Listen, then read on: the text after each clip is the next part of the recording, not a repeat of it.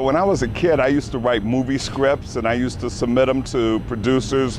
I would get rejection letters saying, thank you very much, but no thank you. I got very lucky in my journalism career and worked for some pioneers, male and female, and watching how they exercised power and how they ran newsrooms and how they interacted and developed people made me want to do that. And I came to value the whole issue of being consistent and being fair and being ethical in the journalism that I do. He always wanted you to reach just a little bit higher, whether that was the newspaper or you as an individual, whether it was a story that wasn't, you thought was perfect and he knew could be just a little bit better. He would push all of us to achieve more than we thought we could. I've never felt more challenged as a journalist, but I've also never felt more appreciated as a journalist, and he just had that knack of pushing us, but letting us know he appreciated the work that we were doing. Greg is a very good spiritual leader.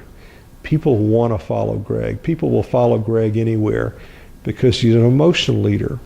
And when Greg is running a newsroom,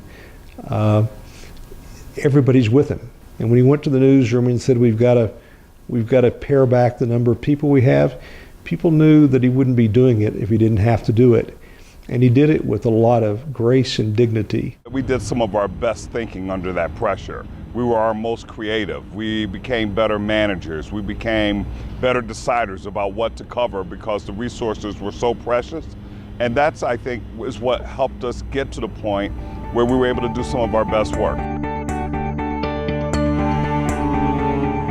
One of the things that really was the hallmark of our coverage was the ability of our reporters and photographers to find their way to the most devastated areas despite roadblocks and police presence to keep folks out because of looting and other things. But their commitment to telling the story really stands out.